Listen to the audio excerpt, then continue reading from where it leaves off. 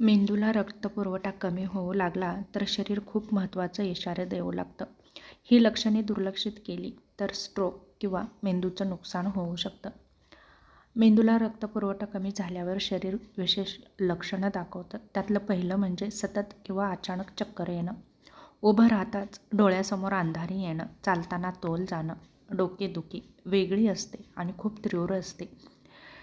त्याचप्रमाणे औषधांनी कमी न होणारी डोकेदुखी, डोळ्यांशी संबंधित त्रास जाणवतो, अचानक धूसर दिसतं, एका डोळ्याने कमी दिसतं, डोळ्यासमोर चमकू लागतं, हातपाय सुन्न होतात, मुंग्या येतात, शरीराच्या एका बाजूला दुखतं, हाताची पकड कमी होते, बोलण्यात अडचण निर्माण होते, शब्द अडखळतात आणि नीट बोलताही येत नाही, इतरांचे बोलणे समजण्यातही अडचण निर्माण होते.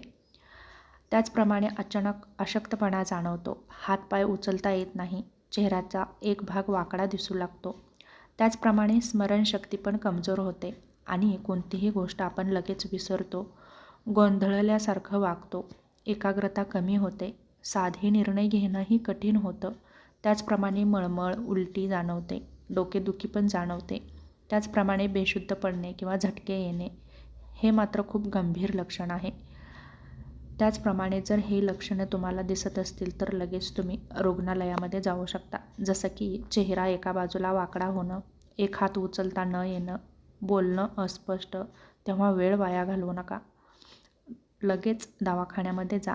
उच्च रक्तदाब, मधुमेह, कोलेस्ट्रॉल जास्त, रक्तवाहिन्यांमध्ये ब्लॉकेजेस, धूम्रपान, तंबाखू, ताणतणाव, पाणी कमी पिणं यामुळे हे प्रॉब्लेम निर्माण होतात. त्याचप्रमाणे हृदयाचे आजारही होतात.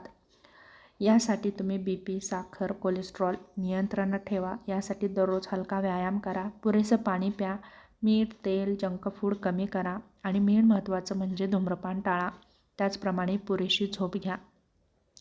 ही लक्षणे दिसताच तुम्ही जर म्हटला नंतर पाहू, तर असं करू नका. मेंदूच्या बाबतीमध्ये प्रत्येक मिनिट महत्त्वाचा असतो. तेव्हा ही लक्षणे दिसताच कोणताही विलंब न करता तुम्हीच लगेच डॉक्टरांचा सल्ला घेऊन योग्य ते उपचार घेतले तर नक्कीच तुम्ही येणाऱ्या स्ट्रोकपासून स्वतःचा बचाव करू शकता.